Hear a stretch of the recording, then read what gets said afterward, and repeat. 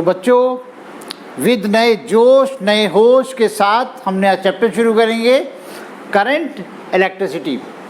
अब तक इलेक्ट्रोस्टैट में हमारा जो चार्ज था वो स्टेशनरी था और इस चैप्टर में हमारे चार्ज ने मूव करना शुरू कर दिया है। ओके बच्चों, तो flow of charge is called current. Flow of charge is called current.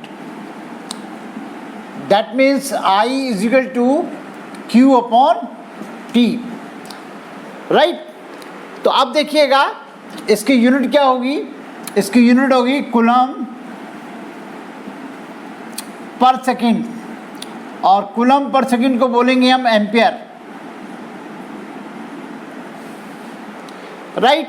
तो that means 1 ampere is equal to 1 coulomb per second. Clear? अगर किसी वायर में करंट का फ्लो हो रहा है, ठीक है ना, इस तरीके से, तो इसका मतलब होता है कि इसमें, जैसे कि आप ऑलरेडी जानते हो कि वायर में जो करंट का फ्लो होता है ड्यू टू फ्री इलेक्ट्रॉन्स होता है, ठीक है ना। तो बेसिकली क्या है, flow of charge is called current. तो इसमें आपके पास इलेक्ट्रॉन्स जो हैं इस डायरेक्शन में फ्लो होते हैं, यानी जो इलेक्ट्रॉनिक करंट है वो इस डायरेक्शन में है और ये कन्वेंशनल करंट है, राइट? यानी कि मेरे कहने का मतलब है जो चार्ज है हमारा वो फ्लो ऑफ पॉजिटिव चार्ज है, यानी पॉजिटिव चार्ज की डायरेक्शन में करंट होती है जो आपका ये कन्वेंशनल करंट होता है। और एक्चुअली में इसमें जो ये इलेक्ट्रॉन्स ऐसे फ्लो करते हैं वो आपका इलेक्ट्रॉनिक करंट है। तो कन्वेंशनल करंट इलेक्ट्रॉनिक करंट के अपोजिट होता है। ओके, तो फाइनली इसमें करंट ऐसे फ्लो होगा और इलेक्ट्रॉन्स इस डायरेक्शन में आपके फ्लो होंगे बेटा। तो I is equal to Q upon T। इसको हम ऐसे भी लिख सकते हैं, देखिएगा, अगर फ्लो ऑफ चार्ज कांस्टेंट नहीं है, ठीक है ना, flow of charge not constant, अगर कांस्टेंट नहीं है तो उस कंडीशन में आपका आ जाएगा current I is equal to limit delta T tends to 0, that means delta Q over delta T। तो इसको हम लिखेंगे I is equal to dQ over dt। तो इसके सिमिलर चीज़ें आपने पहले भी पढ़ी हुई है। चलिए खैर हम सिंपल फॉर्मूले की बात करते हैं, I is equal to Q upon T। हालांकि इसमें डायरेक्शन होती है लेकिन ये वेक्टर क्वांटिटी नहीं है, ये आपकी स्केलर क्वांटिटी है, स्केलर क्वांटिटी है, क्योंकि ये वेक्टर्स के रूल को ओबे नहीं करती है बेटा, ठीक है ना। और अब मैं इसके साथ आपको 2 न्यूमेरिकल्स करवाता हूँ, उससे आपका ये फॉर्मूला और क्लियर होगा।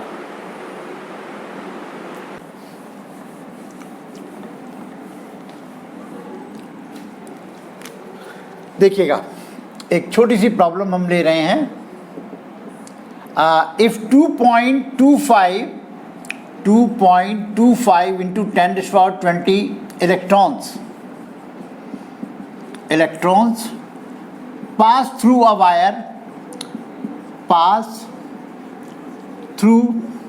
wire in 1 minute, ठीक है। what is current through the wire,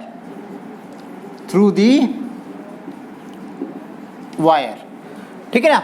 तो यहाँ, हाँ, तो current I is equal to Q upon T, तो Q की जगह मैं लूँगा NE अपॉन T और अब मैं इसकी वैल्यू रखने जा रहा हूँ। N आप रखेंगे 2.25 इंटू 10⁻20 और E ऑलरेडी आप जानते हो 1.6 इंटू 10⁻⁻19 और अपॉन टाइम 1 मिनट है, 1 मिनट का मतलब 60 सेकेंड बेटा, ठीक है। तो जब आप इसको सॉल्व करोगे पूरा का पूरा, राइट, तो ये वैल्यू आपकी आ जाएगी 0.6 एम्पियर, राइट। एक न्यूमेरिकल मैं और ले लेता हूँ इसके साथ। न्यूमेरिकल है हमारा बेटा a solution of sodium chloride discharges 6.1 into 10 to the power 16 sodium ions and 4.6 into 10 to the power 16 Cl ions in 2 seconds. Calculate current through the solution. अब देखिएगा इसको किस तरीके से करेंगे. इसमें दो चीज़ें आपको समझनी है. जो आपके पॉजिटिव आयंस हैं यानी सोडियम आयंस हैं, उनकी वैल्यू आपको दी हुई है, नंबर्स दिया हुआ है 6.1 इंटू 10 to the power 16 का, जो पॉजिटिव हैं, और जो नेगेटिव हैं वो इस तरफ मूव करेंगे और उनका नंबर्स दिया हुआ है 4.6 into 10 to the power 16. Right. एक तरीके से ये N1 हो गया और ये आपका N2 हो गया. ठीक है ना बेटा. अब एक चीज़ देखिएगा, इसमें आप क्या करेंगे, आपको लेना है I is equal to Q upon T. Right. तो यहाँ पे Q जो होगा वो Q1 प्लस Q2 हो जाएगा. राइट. Upon T. क्यों? इसकी वजह से करंट होगा और ये नेगेटिव है, और इसकी वजह से जो कन्वेंशनल करंट होगा, तो वो टोटल हो जाएगा यहाँ पे. तो यहाँ आपके पास हो जाता है Q1 का मतलब हो गया आपका N1E plus N2E upon T. तो इस तरीके से हम ये अब वैल्यू पुट कर सकते हैं. इसको ऐसे लिख लेते हैं N1 plus N2 into E upon T. अब फाइनली इसकी वैल्यू हम पुट कर लेंगे. तो मैं समझता हूँ अब आप इजीली इसको कैलकुलेट कर सकते हो. 6.1 इंटू 10 to the power 16 और plus 4.6 into 10 to the power 16 upon इसमें इंटू कर लीजिए 1.6 इंटू 10 to the power -19, और ये आपका 2 सेकेंड इसमें ये वैल्यू दी है, और इसको आप इजीली सॉल्व कर सकते हो बेटा. बच्चों नेक्स्ट टॉपिक है हमारा ड्रिफ्ट वेलोसिटी. ये देखिएगा, ड्रिफ्ट वेलोसिटी काफ़ी इम्पॉर्टेंट टॉपिक है. ये इसको हम VD से डिनोट करते हैं. सबसे पहले हम देखेंगे कि ड्रिफ्ट वेलोसिटी है क्या चीज़. बड़ा इम्पॉर्टेंट डेरिवेशन है ये, सभी बच्चे ध्यान देंगे. बेसिकली अगर इसकी डेफिनेशन की बात करें तो आप लोग नोट कीजिएगा, it is average velocity of electrons. It is average velocity of electrons with which they move in the wire. It is average velocity of electrons with which they move in the wire under the influence of electric field. ठीक है ना. यानी कि अगर किसी wire में electric field maintain करा दें, तो अगर इलेक्ट्रिक फील्ड मेंटेन कराएंगे तो डेफिनेटली जो चार्ज पार्टिकल्स होंगे उन पर फोर्स लगेगा, और उस फोर्स की वजह से वो भागना शुरू कर देंगे, दौड़ना शुरू कर देंगे. तो वहीं से ड्रिफ्ट वेलोसिटी का कंसेप्ट आता है, क्योंकि ये जो वेलोसिटी होगी ड्यू टू इलेक्ट्रिक फील्ड होगी. ठीक है ना. तो अब आप इस चीज़ को भी समझ लीजिए कि इलेक्ट्रिक फील्ड हम कैसे प्रोड्यूस कराएंगे. मैं इसको अलग से आपको बताता हूँ. जैसे हमारा ये वायर मान लीजिए आप, ठीक है ना बेटा, और इस वायर के अक्रॉस मैंने यहाँ पे एक सेल कनेक्ट कर दिया. तो सेल ने क्या काम किया, इन दोनों एंड्स पर पोटेंशियल डिफरेंस मेंटेन करा दिया. ये पोटेंशियल डिफरेंस मेंटेन करा दिया, L इसकी लेंथ है. तो यहाँ पर जो इलेक्ट्रिक फील्ड मेंटेन हो जाएगा वो इलेक्ट्रिक फील्ड हो जाएगा E is equal to V upon L. और इस इलेक्ट्रिक फील्ड में चार्ज पार्टिकल्स, अब जैसे इलेक्ट्रिक फील्ड यहाँ पे ऐसे मेंटेन होगा तो इसमें पॉजिटिव चार्ज इधर जाएंगे, नेगेटिव इधर जाएंगे. चूंकि यहाँ पर इलेक्ट्रॉन्स हैं तो डेफिनेटली वो इस डायरेक्शन में जाएंगे. तो कुल मिला के करंट जो हमारी बनेगी वो इस डायरेक्शन में बनेगी. ये बात आप बहुत अच्छे से जान लीजिए बेटा. ठीक है ना. चलिए, इसकी हमें कोई ख़ास वैसे ज़रूरत नहीं है कि आप डेरिवेशन में इसको दिखाएंगे, लेकिन हाँ आपकी नॉलेज होनी चाहिए. चलिए, मैं बात कर रहा था ड्रिफ्ट वेलोसिटी की बेटा. ठीक है ना.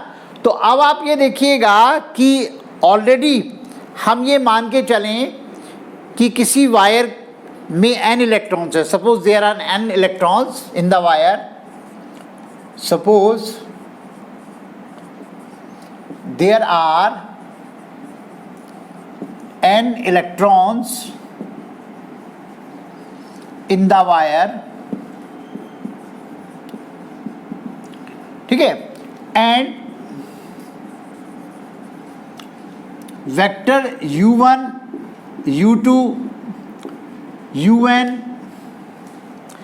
are their initial values, initial velocities। ये कौन सी वेलोसिटीज होंगी? ये आपकी थर्मल वेलोसिटीज होंगी। ये मैं लिख देता हूं ब्रैकेट में, थर्मल वेलोसिटीज। थर्मल वेलोसिटीज का मतलब है इस समय जो इलेक्ट्रॉन्स हैं वो वायर के अंदर ऑलरेडी होते हैं, फ्री इलेक्ट्रॉन्स होते हैं, ठीक है ना। तो यहाँ पर हमने कोई इलेक्ट्रिक फील्ड नहीं दिया हुआ है, लेकिन वो ऑलरेडी ड्यू टू टेम्परेचर या थर्मल एनर्जी वो ऑलरेडी मूव करते रहते हैं। तो वो जो वेलोसिटी होती है वो थर्मल वेलोसिटी कहलाती है, ठीक है ना। तो इनका अगर हम एवरेज निकालें, इन सभी वेलोसिटीज का अगर हम एवरेज निकालते हैं तो vector u1, vector u2 up to vector un upon n वो मिलेगा हमें 0, राइट। 0 क्यों मिलेगा इस बात को आप समझिएगा। जैसे हमने एक वायर यहाँ पे देखा, ठीक है ना, तो ऑलरेडी क्या होगा बेटा, कोई इलेक्ट्रॉन जो है वो ऐसे जा रहा होगा, कोई इलेक्ट्रॉन ऐसे जा रहा होगा, कोई ऐसे जा रहा होगा, कोई ऐसे जा रहा होगा। इस तरीके से डिफरेंट डायरेक्शन में ये मूव कर रहे हैं। तो अगर हम किसी सेक्शन पर देखें क्या पोजीशन है तो पता चला जितने नंबर ऑफ इलेक्ट्रॉन्स इधर जा रहे हैं उतने ही नंबर ऑफ इलेक्ट्रॉन्स इधर जा रहे हैं। तो टोटल इफेक्ट जो है मोशन का वो 0 है, ठीक है ना। तो यहाँ पर जो है वो ओवरऑल वेलोसिटी 0 हो जाएगी, यानी कोई करंट की पोजीशन नहीं होगी। अब क्या करते हैं, अब यहाँ पर हमने इसके दोनों एंड्स पर पोटेंशियल डिफरेंस मेंटेन करा दिया। ओके, तो जब दोनों एंड्स पर पोटेंशियल डिफरेंस मेंटेन करा देंगे तो इसमें इलेक्ट्रिक फील्ड मेंटेन हो जाएगा, ठीक है ना। अगर ये हमारा पॉजिटिव है और ये नेगेटिव है तो हमारे पास इस डायरेक्शन में इलेक्ट्रिक फील्ड मेंटेन हो जाएगा, राइट। तो when electric field is applied across the wire, when electric field is applied across the wire,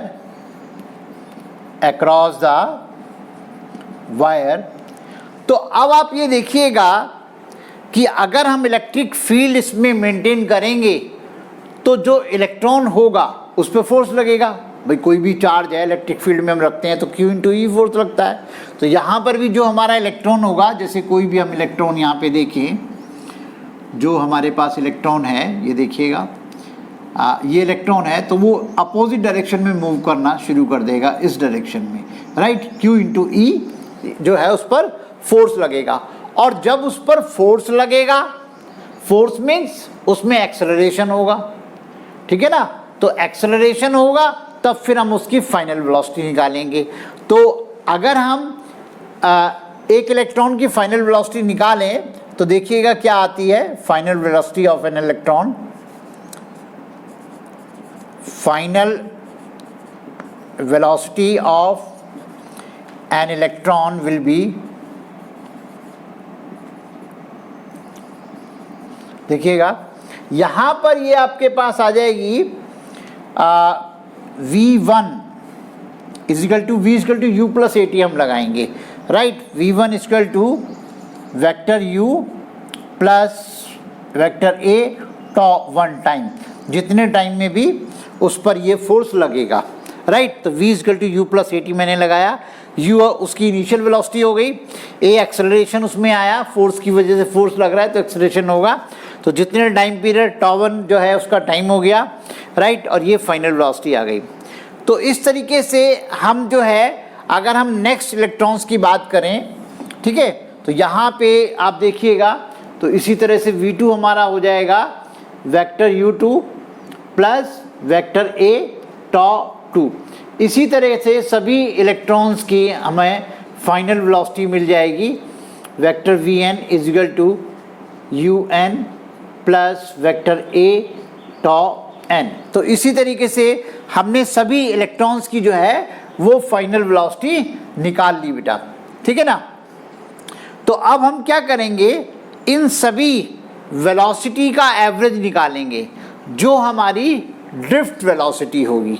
तो देखिएगा मैं सभी का जो है एवरेज निकाल रहा हूँ। तो ये मैं ज़रा रिमूव कर देता हूँ बेटा। तो यहाँ पर मेरे पास सभी इलेक्ट्रॉन्स की फाइनल वेलोसिटी अलग अलग मुझे मिल गई है, और जाहिर सी बात है इसी वजह से मुझे इनका एवरेज निकालना होगा। तो देखिएगा मैं किस तरीके से करता हूँ। तो यहाँ पे एवरेज वेलोसिटी जो आ जाएगी, यानी drift velocity, average velocity that means drift velocity हमारी आ जाती है Vd इजिकल टू ये आपका V1 plus V2 up to Vn, और ये मैं वैल्यूज़ सॉरी इसको रख देता हूँ मैं ज़रा, अपॉन n, और ये मैं वैल्यूज़ रख रहा हूँ यहाँ पे vector U1 plus vector A τ1 plus vector U2 plus vector A τ2, और ये हमारे पास हुआ vector UN plus vector A τn, और ये हमारे पास हो जाता है अपॉन n, राइट। तो इसको थोड़ा सा ठीक कर लेते हैं। ये आपका हुआ vector U1 plus vector U2 up to vector UN plus vector A common ले लीजिए, τ1 प्लस τ2 अप टू τn, और ये इसके आपका नीचे n हो जाता है, और इसके नीचे भी ये n हो जाएगा। मैंने इसको ब्रेक कर दिया, इसे ब्रेक कर दिया है, ठीक है बेटे, अलग अलग ले लिया है, ओके। तो अभी हमारी ध्यान दीजिएगा, जो हमारी इक्वेशन फर्स्ट थी वो यही थी, ये देखिएगा ये, तो ये वैल्यू हमारी 0 हो गई, ओके। तो हम कैसे लिखेंगे इसको, ये हमारा हो जाएगा drift velocity Vd equal to, ये वैल्यू तो 0 हो गई, और यहाँ पर इस पूरे की जगह मैं लिख रहा हूँ टो। अभी ये पॉइंट मैं क्लियर करता हूँ। तो यहाँ पर ये मैंने लिखा है आपका plus vector A into tau. यहाँ पर देखिएगा here τ1 plus τ2 up to τn upon n equal to tau. ये जितने भी टाइम्स लिए हुए हैं इनका एवरेज वैल्यू आ गई, एवरेज रिलैक्सेशन टाइम। ये आपका हो गया एवरेज रिलैक्सेशन टाइम। अब ये एवरेज रिलैक्सेशन टाइम क्या है ये भी आप देखिएगा, यहाँ मैं लिखता हूँ पहले, टाइम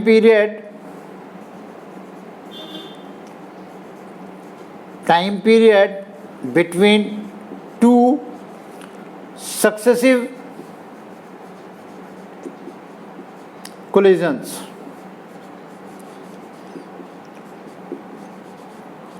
बेसिकली क्या है बेटा, जैसे v equal to U plus AT हमने फॉर्मूला यूज किया। अब ये टाइम है कौन सा एक्चुअल में, टाइम है बेटा ये परमानेंट वो टाइम नहीं है जितनी देर तक हमने सेल कनेक्ट रखा है या इलेक्ट्रिक फील्ड मेंटेन करा है, वो टाइम नहीं है। बेसिकली क्या होता है कि जो इलेक्ट्रॉन्स जब दौड़ना शुरू करते हैं तो जैसे ये इलेक्ट्रॉन है आपका, अब यहाँ पे आयंस होते हैं बीच में, ये आयंस होते हैं बीच में, ठीक है ना। तो बेसिकली क्या है, इलेक्ट्रॉन्स यहाँ से यहाँ टकराया, यहाँ से यहाँ टकराया, यहाँ से ये इससे टकराया, फिर इससे टकराया। तो दो टक्कर के बीच का जो टाइम है, दो कोलिजन्स के बीच का जो टाइम है, इस टाइम में वो एक्सेलरेट होता है, ठीक है ना, यहाँ से यहाँ तक। और जितनी भी एनर्जी गेन करता है वो एनर्जी लॉस हो जाता है, क्योंकि यहाँ से गया तो यहाँ टकरा गया, यहाँ से गया तो यहाँ टकराया, यहाँ से गया तो यहाँ। तो इन दो टक्करों के बीच का ये टाइम है जितनी देर वो एक्सेलरेट होता है, ठीक है ना। जितनी भी एनर्जी उसने ली वो सारी की सारी लॉस में कन्वर्ट हो गई, तभी तो हीटिंग इफेक्ट ऑफ करंट आता है। भाई जब इलेक्ट्रॉन्स बार बार जाकर के आयन से टकराएंगे तो उनकी सारी काइनेटिक एनर्जी हीट एनर्जी में कन्वर्ट हो जाएगी। यही रीज़न होता है जब करंट का फ्लो होता है तो वायर गर्म हो जाता है, ठीक है ना। तो बेसिकली यहाँ पर, और फिर एक बात और है, जो हमारी ड्रिफ्ट वेलोसिटी होती है वो कांस्टेंट क्यों मिलती है? कायदे में तो एक्सेलरेटेड वेलोसिटी होनी चाहिए क्योंकि वहाँ पे फोर्स लग रहा है, लेकिन वो एक्सेलरेटेड वेलोसिटी नहीं होती। उसका रीज़न भी यही है कि यहाँ पे जितना भी वो गेन करता है वो लॉस में कन्वर्ट हो जाता है, ठीक है ना। तो यहाँ हमारे पास ये ध्यान रखिएगा कि ये एवरेज रिलैक्सेशन टाइम है, यानी time period between two successive collisions. Okay, तो अब हमारे पास ये इक्वेशन आ जाती है, इसको मैं थोड़ा सा ठीक करके लिख लेता हूँ। तो drift velocity Vd is equal to vector A into tau, ये सेकेंड इक्वेशन हो गई। यहाँ तक आप कॉपी कीजिएगा।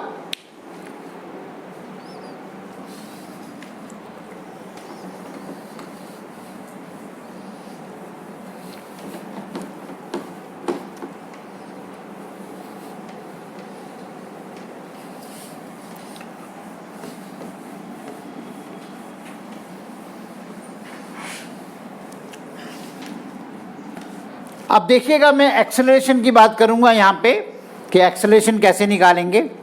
देखिए सिंपल सी बात है कि जो हमारा एक्सेलरेशन है, एक्सेलरेशन हमारा होगा वेक्टर ए, ये होगा force upon mass, right. Mass means mass of electron, right. अब फोर्स कितना है? फोर्स होगा Q इंटू ई। अब Q है यहाँ पर E, तो ई अपॉन m, और साथ में होगा माइनस साइन। माइनस क्यों होगा? डेफिनेटली आप समझ गए होंगे कि यहाँ पर जो है ये इलेक्ट्रॉन है जो कि नेगेटिव होता है, अपोजिट डायरेक्शन में मूव करेगा, इसलिए मैंने यहाँ पे माइनस लिया है। तो फाइनली हमारे पास ये वैल्यू जो है वो एक्सेलरेशन की आ गई। तो इस वैल्यू को मैं इक्वेशन नंबर सेकंड में पुट करूँगा, ठीक है ना। तो इक्वेशन नंबर सेकंड बिकम्स, तो ये हमारे पास आ जाएगा Vd is equal to minus e tau upon m।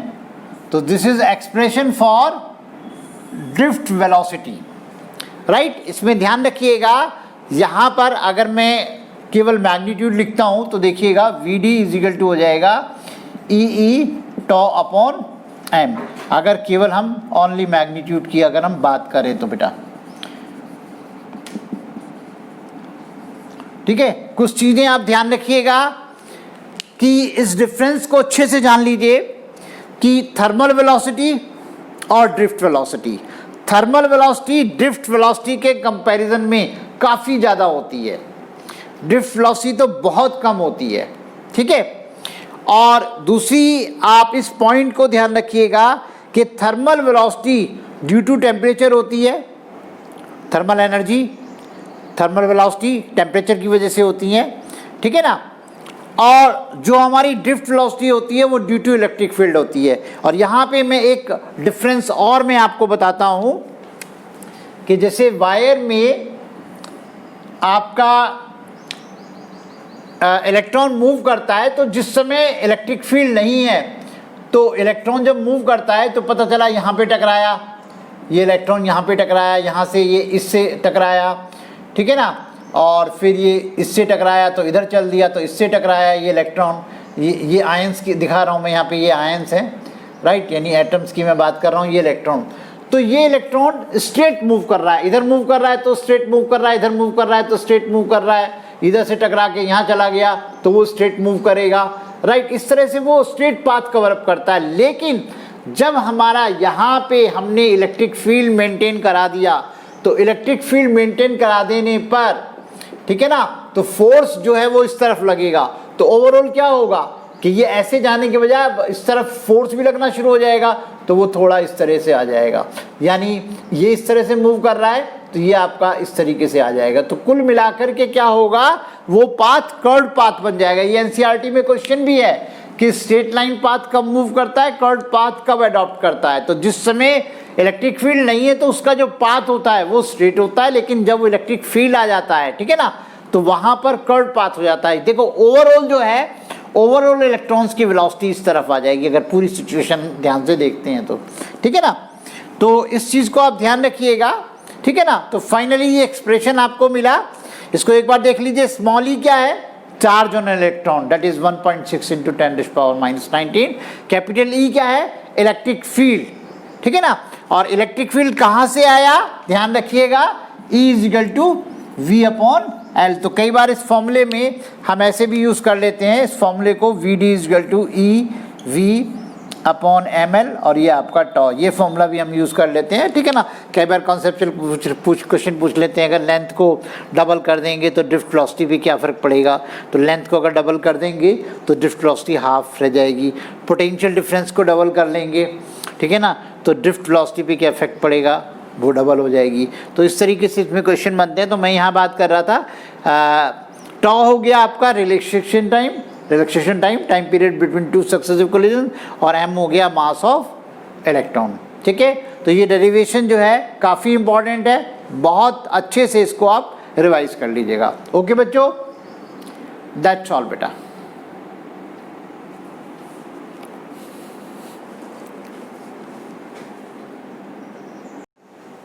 बच्चों नेक्स्ट टॉपिक है हमारा relation between current and drift velocity. Note कीजिएगा, relation between current and drift velocity. काफी इंपॉर्टेंट टॉपिक है, इस पर न्यूमेरिकल भी इंपॉर्टेंट बनते हैं, लेकिन इजी है बेटा, ठीक है ना। देखिएगा, मान लीजिए आपने L लेंथ का एक कंडक्टर लिया और उसे आपने सेल से कनेक्ट कर दिया, यानी कि पोटेंशियल डिफरेंस अप्लाई कर दिया आपने दोनों तरफ क्रॉस एंड्स। L लेंथ का ये कंडक्टर है और A इसकी एरिया ऑफ सेक्शन है। L is length of conductor, A is area of section of the conductor। इसमें करंट की डायरेक्शन ऐसे है और इसमें जो इलेक्ट्रॉन्स मूव कर रहे हैं वो ऐसे ड्रिफ्ट वेलोसिटी के साथ इस तरीके से मूव कर रहे हैं, राइट। तो यहाँ पे मैं नोट कर देता हूँ, L जो है वो लेंथ ऑफ कंडक्टर है, लेंथ ऑफ कंडक्टर। A है आपका area of section of wire, area of cross section of wire. इसमें हम suppose n = number of electrons per unit volume, number of electrons per unit volume, पर unit volume in conductor of length L, in conductor of length L, इस wire की हम बात कर रहे हैं, ठीक है बेटा। तो अब आप ये देखिएगा, A इसका एरिया ऑफ सेक्शन है, L लेंथ है, तो टोटल वॉल्यूम कितना हो गया इस कंडक्टर का, A × L, राइट। ये है number of electrons per unit volume. तो number of electrons per unit volume में अगर हम वॉल्यूम से मल्टीप्लाई कर दें तो ये टोटल नंबर ऑफ इलेक्ट्रॉन्स आ जाएंगे इसके अंदर। ये हो गए आपके total number of electrons, total number of electrons in this conductor, right. तो टोटल चार्ज कितना हो जाएगा, total charge in conductor will be Q = NE, यानी कि ये आपका बन गया N × A × L × E, यानी ये Q की वैल्यू आ गई NeAL नंबर 1, ठीक है। अब आप ये देखिएगा, इलेक्ट्रॉन्स यहाँ से एंटर करेंगे और यहाँ से बाहर आ जाएंगे, तो इन इलेक्ट्रॉन्स को कितना टाइम लगेगा यहाँ से यहाँ तक मूव करने में। तो टाइम टेकन जो होगा, time taken will be, time होता है डिस्टेंस अपॉन स्पीड, डिस्टेंस यानी L upon speed, this one first equation ये हुई, सेकंड इक्वेशन ये हुई, दोनों को डिवाइड कर दीजिए, फर्स्ट डिवाइड बाय सेकंड, तो Q upon T is equal to आपका हो गया NEAL upon L upon VD। तो ये आपका आ गया NEAVD। और Q अपॉन T क्या होता है? Q अपॉन T होता है करंट। तो फाइनली हमारे पास आ जाता है I is equal to NEAVD। This is relation between current and drift velocity. ध्यान दीजिएगा, current flowing through the wire या current flowing through the conductor will be I is equal to NEAVD। N क्या है? Number of electrons per unit volume. And what is small e? Charge on electron, right? A area of section of the wire, VD drift velocity. तो जो है काफी important है, बहुत अच्छे से इसको आप रिवाइज कर लीजिएगा। ओके बच्चों, दैट्स ऑल बेटा।